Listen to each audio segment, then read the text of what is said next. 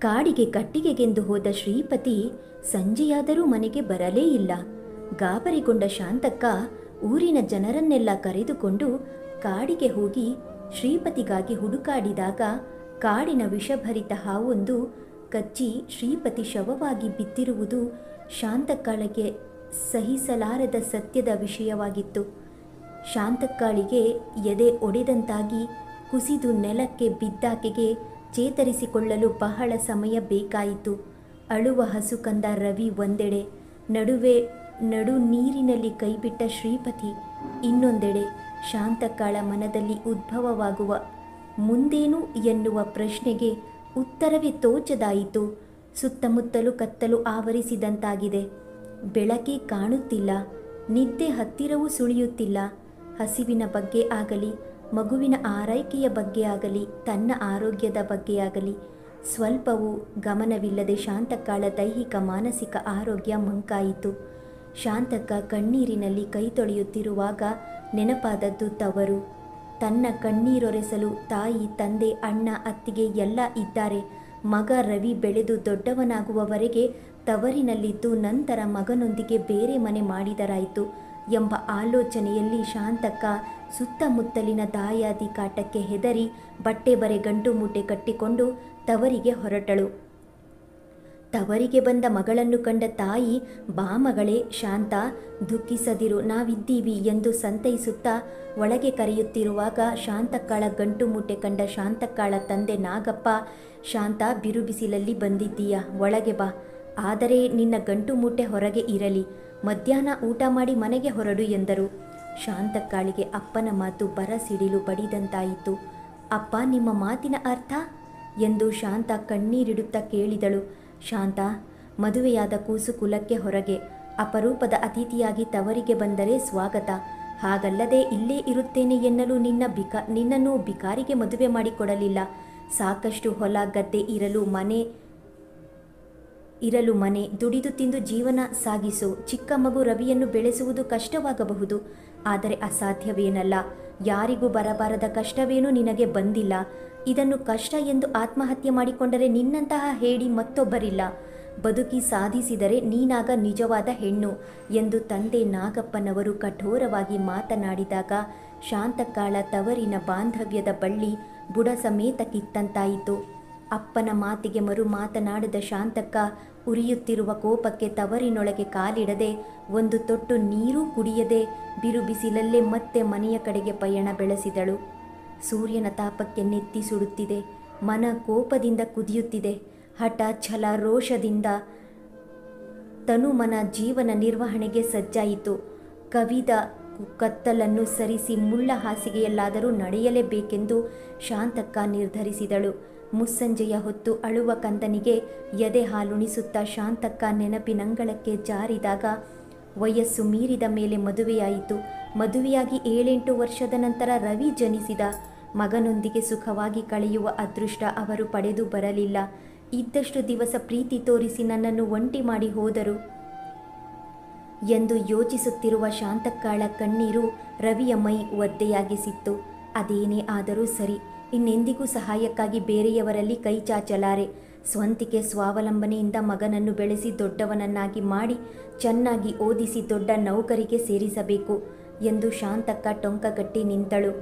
ಆರಂಭವಾಯಿತು ಒಂಟಿ ಮಹಿಳೆಯ ಕಷ್ಟ, ನಷ್ಟ, ನೋವು, ಯಾತನೆಯ ಬದುಕು. ಹೊಲ ಗದ್ದೆ ಇದ್ದ ಮಾತ್ರಕ್ಕೆ ಬೆಳೆ ಬರಲಾರದು. ಹೆಂಗಸಿನ ದುಡಿಮೆ ಹೊಲಕ್ಕೆ ಸಾಕಾಗದು. ದುಡಿಯದೆ ವಿಧಿಯೇ ಇಲ್ಲ. 1-2 ವರ್ಷದ ರವಿಯನ್ನು ತೋಟ ಗದ್ದೆಯಲ್ಲಿ ಮಲಗಿಸಿಕೊಂಡು ಬಿಸಿಲು, ಮಳೆ, ಚಳಿ, ಗಾಳಿ ಎನ್ನದೆ ಹಗಲಿರುಳು ದುಡಿದಳು ಶಾಂತಕ್ಕ. ದುಡಿತದಲ್ಲಿ ನೆಮ್ಮದಿ ಇದ್ದರೂ ದಾಯಾದಿ ಕಾಟದಿಂದ ಸಂತಸವೆಂಬುದು ಗಗನಕುಸುಮವಾಗಿತ್ತು. ಜನಕ್ಕೆ ನೊಂದ ಹೆಣ್ಣಿಗೆ ಸಾಂತ್ವನವನ್ನಾಗಲಿ ಸಹಾಯವನ್ನಾಗಲಿ ಮಾಡಲು ಮುಂದಾಗರು. ಬದಲಾಗಿ ಅವಳಿಂದ ತನಗೇನು ಲಾಭ ಎಂದು ಮಾತ್ರ ವಿಚಾರ ಮಾಡುತ್ತಾರೆ. ಏನೇ ಆದರೂ ಶಾಂತಕ್ಕ ಮಾತ್ರ ಧೈರ್ಯಗೆಡಲಿಲ್ಲ. ಆತ್ಮವಿಶ್ವಾಸ ಕಳೆದುಕೊಳ್ಳಲಿಲ್ಲ. ಬೆಳೆಯುತ್ತಿರುವ ರವಿಗೆ ಅಮ್ಮನ ಕಷ್ಟದ ಅರಿವಿತ್ತು. ತಾನು ಕೂಡ ಉಜ್ವಲ ಭವಿಷ್ಯಕ್ಕಾಗಿ ಶ್ರಮವಹಿಸಿ ಓದತೊಡಗಿದ.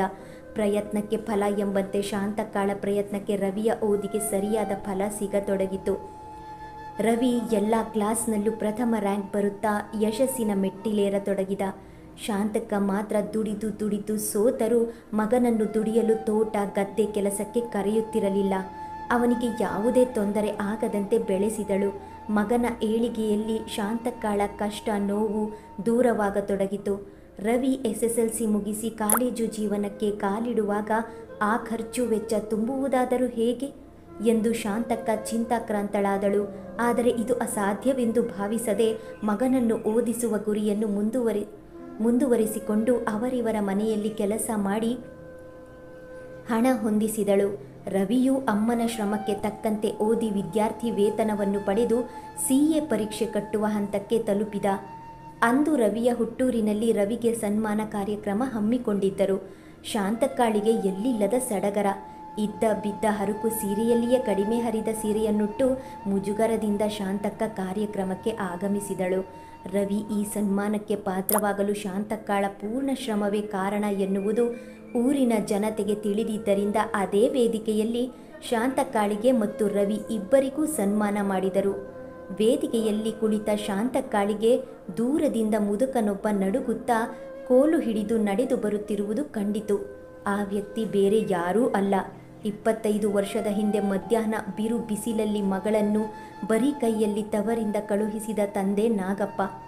ಶಾಂತಕ್ಕಾಳಿಗೆ ಅವರನ್ನು ಕಂಡು ಆನಂದ ಬಾಷ್ಪ ಉಕ್ಕಿ ಬಂತು. ಅಂದು ತಂದೆಯವರು ನನ್ನ ಮೇಲಿನ ಕೋಪದಿಂದ ಆ ರೀತಿ ಮಾತನಾಡಿಲ್ಲ. ನಾನು ಜೀವನದಲ್ಲಿ ಈಸಬೇಕು, ಇದ್ದು ಜಯಿಸಬೇಕೆಂದು ಅಷ್ಟು ಕಠೋರವಾಗಿ ಮಾತನಾಡಿದರು. ಕೋಪವಿದ್ದರೆ ತಂದೆಯವರು ಇಂದು ಇಲ್ಲಿಗೆ ಬರುತ್ತಿರಲಿಲ್ಲ ಎಂದು ಭಾವಿಸಿದ ಶಾಂತಕ್ಕ ಎದ್ದು ಬಂದು ತಂದೆಗೆ ನಮಸ್ಕರಿಸಿ ಆಶೀರ್ವಾದ ಪಡೆದಳು. ರವಿ ಕಷ್ಟಪಟ್ಟು CA ಪರೀಕ್ಷೆ ಪಾಸು ಮಾಡಿ ತಿಂಗಳ ಸಂಬಳ ಎಣಿಸುವ ದೊಡ್ಡ ನೌಕರಸ್ಥನಾದ. ಅಮ್ಮನ ಕನಸಿಂದು ಕೈಗೂಡಿತು. ಮಗ ನೌಕರಿ ಸೇರಿದ ಮೇಲೆ ಇಳಿ ವಯಸ್ಸಿನ ಶಾಂತಕ್ಕ ಹೊಲಗದ್ದೆಯನ್ನೆಲ್ಲ ಮಾರಿ ಮಗನ ಓದಿಗಾಗಿ ಮಾಡಿದ ಸಾಲವನ್ನೆಲ್ಲ ತೀರಿಸಿ ಪೇಟೆಗೆ ಹೊರಟಳು.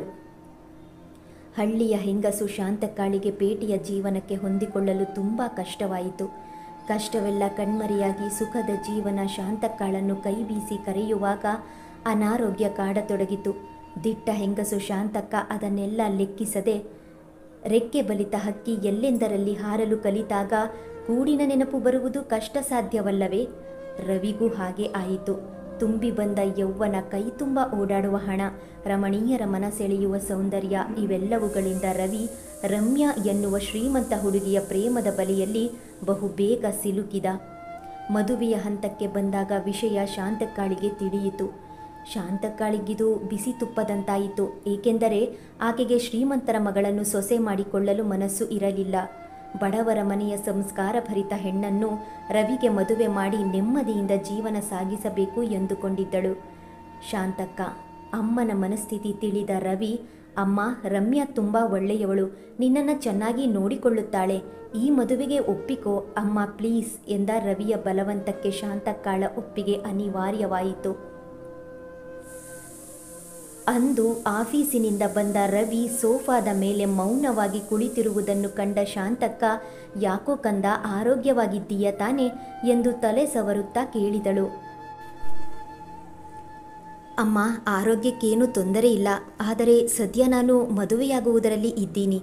ರಮ್ಯಾ ಶ್ರೀಮಂತರ ಮನೆ ಮಗಳು, ಅವಳು ಈ ಮನೆಗೆ ಬರುವುದಕ್ಕೆ ಬೇಸರ ಪಡುತ್ತಾಳೋ ಏನೋ ಅಂತ ಒಂದು ಒಳ್ಳೆ ಮನೆ ನೋಡಿದ್ದೀನಮ್ಮ, ಆದರೆ ತುಂಬ ಕಾಸ್ಟ್ಲಿ ಅನ್ನಿಸಿದೆ. ಅರ್ಧ ಹಣವನ್ನು ಹೇಗೋ ಹೊಂದಿಸಬಹುದು, ಇನ್ನುಳಿದ ಹಣಕ್ಕೆ ಏನು ಮಾಡಲಿ ಎಂದು ವಿಚಾರಿಸುತ್ತಿದ್ದೀನಿ ಎಂದ ರವಿ. ರವಿ ಹಾಸಿಗೆ ಇದ್ದಷ್ಟೇ ಕಾಲು ಚಾಚಬೇಕು ಕಣೋ ಎಂದು ಶಾಂತಕ್ಕ ರವಿಗೆ ಬುದ್ಧಿವಾದ ಹೇಳಿದಳಾದರೂ ಅವನ ಆಸೆ ನೆರವೇರಲಿ ಎಂದು ರವಿ, ನಿಮ್ಮಪ್ಪ ನನಗೆ ಮದುವೆಯಲ್ಲಿ ಕೊಟ್ಟ ಬಳೆ, ಇದು ತುಂಬ ಬೆಲೆ ಬಾಳುವ ಸರ, ತೆಗೆದುಕೋ ಎಂದು ಕೈಲಿದ್ದ ಬಳೆ ಸರವನ್ನು ರವಿಯ ಕೈಗಿತ್ತಳು ಶಾಂತಕ್ಕ. ಅಮ್ಮ, ನಿನ್ನ ಬಳೆನಾ ಎಂದ ರವಿ. ಇರಲಿ ಬಿಡು, ಮನೆ ಖರೀದಿ ಮಾಡು, ಎಲ್ಲರೂ ಸುಖ ಸಂತೋಷದಿಂದಿರೋಣ, ಬಳೆ ಯಾವಾಗಲಾದರೂ ಮಾಡಿಸಿದರಾಯಿತು ಎಂದಳು ಶಾಂತಕ್ಕ. ಹೊಸ ಮನೆ ಖರೀದಿಸಿದ ರವಿ ಅದೇ ಸಂತೋಷದಲ್ಲಿ ರಮ್ಯಾಳ ಮನೆಗೆ ಬಂದು ಅವಳ ಮನೆಯವರೊಂದಿಗೆ ಮಾತನಾಡಿ ಮದುವೆಯ ದಿನ ಗೊತ್ತು ಮಾಡಿ ಶುಭ ಮುಹೂರ್ತದಲ್ಲಿ ರವಿ ರಮ್ಯಾ ನವ ದಾಂಪತ್ಯ ಜೀವನಕ್ಕೆ ಕಾಲಿಟ್ಟರು. ಶ್ರೀಮಂತ ಮನೆ ರಮ್ಯಾಳಿಗೆ ಶಾಂತಕ್ಕನವರ ಸರಳ ಜೀವನ, ಅದ್ಧೂರಿ ಆಡಂಬರವಿಲ್ಲದ ಜೀವನ, ರೀತಿ ನೀತಿ ಹಿಡಿಸುತ್ತಿರಲಿಲ್ಲ. ಆದರೂ ರವಿಯನ್ನು ಕಷ್ಟದಿಂದ ಬೆಳೆಸಿದಾಕೆ ಎಂಬ ಗೌರವ ಶಾಂತಕ್ಕನವರ ಮೇಲಿತ್ತು. ಸಮಾಜದ ಸಹಜ ಧರ್ಮ ಎಂಬಂತಾದ ಇಂದಿನ ದಿನದಲ್ಲಿ ರವಿ ಕೂಡ ಎಲ್ಲರಂತೆ ಮುತ್ತು ಕೊಡುವವಳು ಬಂದಾಗ ತುತ್ತು ಕೊಟ್ಟವಳ ಮಾತನ್ನು ಅಲ್ಲಗಳೆಯತೊಡಗಿದ. ಮೊದಮೊದಲು ಶಾಂತಕ್ಕನಿಗೆ ಇದು ತುಂಬ ದುಃಖ ತಂದಿತ್ತಾದರೂ ವಿಧಿ ಇಲ್ಲದೆ ಸಹಿಸಿಕೊಂಡಳು. ಅಂದು ಶಾಂತಕ್ಕ ಅನಾರೋಗ್ಯದಿಂದ ಒಂದೆರಡು ದಿವಸ ಹಾಸಿಗೆ ಹಿಡಿದು ಮಲಗಿದಾಕೆ ಏಳಲೇ ಇಲ್ಲ. ಮನೆ ಕೆಲಸದೊಂದಿಗೆ ಶಾಂತಕ್ಕಾಳ ಕೆಲಸವು ರಮ್ಯಾಳ ಪಾಲಿಗೆ ಬಂತು. ರಮ್ಯಾ ಸಿಡಿಮಿಡಿಗೊಳ್ಳುತ್ತಾ ಹೇಗೋ ಕೆಲಸ ಮುಗಿಸಿ ಆಫೀಸಿಗೆ ಹೊರಟಳು. ಅಂದು ಆಫೀಸಿಗೆ ಬರಲು ತಡವಾದುದರಿಂದ ಎಲ್ಲರೆದುರು ಬಾಸ್ ಕಾರ್ತಿಕ್ ರವರು ಬೈದರು. ನೋಡಿ ರಮ್ಯಾ, ಇದು ಆಫೀಸ್, ಸರಿಯಾದ ಟೈಮ್ಗೆ ಬರಲೇಬೇಕು. ಸಂಸಾರದ ಸಮಸ್ಯೆ ಹೇಳುವ ಹಾಗಿಲ್ಲ. ಟೈಮ್ಗೆ ಸರಿಯಾಗಿ ಬರುವ ಹಾಗೆ ಇದ್ದರೆ ಬನ್ನಿ, ಇಲ್ಲ ಮನೆಯಲ್ಲಿಯೇ ಇರಿ ಎಂದು ಎಚ್ಚರಿಸಿದರು. ರಮ್ಯಾಳಿಗೆ ತುಂಬ ಅವಮಾನ, ದುಃಖ ಎಲ್ಲವೂ ಆಯಿತು. ಮನೆಗೆ ಬಂದಾಗ ರಮ್ಯಾ ಕೋಪದಿಂದ ಕೆಂಡದಂತಾಗಿದ್ದಳು. ಏನಾಯಿತೆಂದು ರವಿ ಕೇಳಿದಾಗ ರಮ್ಯಾ ಆಫೀಸಿನಲ್ಲಿ ನಡೆದ ವಿಚಾರವನ್ನೆಲ್ಲ ರವಿಗೆ ತಿಳಿಸಿದಳು. ನೋಡಿ, ಮನೆ ಕೆಲಸ, ನಿಮ್ಮಮ್ಮನ ಚಾಕರಿ ನನ್ನಿಂದ ಆಗದು, ನನಗೆ ಆಫೀಸಿನ ಕೆಲಸವೇ ಮುಖ್ಯ ಎಂದು ಗೊಣಗಾಡಿದಳು ರಮ್ಯಾ. ಅದಕ್ಕೆ ಯಾಕೆ ಕೋಪ ಮಾಡ್ಕೋತೀಯಾ? ಕೆಲಸದವಳನ್ನು ನೇಮಿಸಿಕೊಂಡರಾಯಿತು ಎಂದು ಮಾರನೇ ದಿನವೇ ರವಿ ಕೆಲಸದವಳನ್ನು ಮನೆಗೆ ಕರೆತಂದ.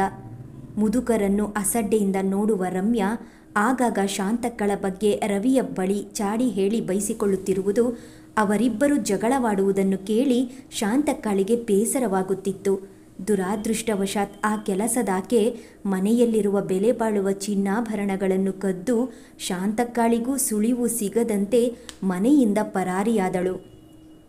ಇಂತಹ ಅನಾಹುತಕ್ಕೆಲ್ಲ ಈ ಮುದುಕಿ ಅತ್ತೇನೆ ಕಾರಣ. ಹೇಗಾದರೂ ಮಾಡಿ ಅವಳನ್ನು ಮನೆಯಿಂದ ಹೊರಹಾಕಬೇಕೆಂದು ರಮ್ಯಾ ಯೋಚಿಸತೊಡಗಿದಳು. ಮೆಲ್ಲಗೆ ರವಿಯ ಬಳಿ ಬಂದ ರಮ್ಯಾ, ನೋಡಿ ರವಿ, ನಾವಿಬ್ಬರು ನಿಶ್ಚಿಂತೆಯಿಂದ ಮನೆ ಬಿಟ್ಟಿರೋದಕ್ಕೆ ಆಗುತ್ತಿಲ್ಲ. ನೀವು ಕೋಪ ಮಾಡಿಕೊಳ್ಳದೆ ಹೋದರೆ ನಾನೊಂದು ವಿಚಾರ ಹೇಳುತ್ತೇನೆ ಎನ್ನುತ್ತಾ ರವಿಯ ತಲೆ ಸವರುತ್ತಾ, ರವಿ, ಅತ್ತೆಯನ್ನು ಯಾವುದಾದರೂ ಒಳ್ಳೆಯ ವೃದ್ಧಾಶ್ರಮದಲ್ಲಿರಿಸಿದರೆ ಹೇಗೆ ಎಂದು ಕೇಳಿದಳು ರಮ್ಯಾ. ಏನು, ಹುಚ್ಚುಚ್ಚಾಗಿ ಮಾತಾಡ್ತಾ ಇದ್ದೀಯಾ ಎಂದು ಗದರಿದ ರವಿ.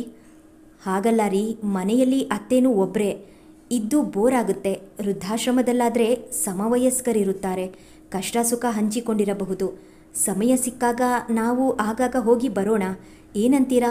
ವಿಚಾರ ಮಾಡಿ ರವಿ ಎಂದು ರವಿ ಒಪ್ಪುವ ತನಕವೂ ರಮ್ಯಾ ಹಠ ಹಿಡಿದು ಜಗಳವಾಡುತ್ತಿರುವುದನ್ನು ಕೇಳಿಸಿಕೊಂಡ ಶಾಂತಕ್ಕಾಳಿಗೆ ಎದೆಯಲ್ಲಿ ಶೂಲ ನೆಟ್ಟಂತಾಯಿತು.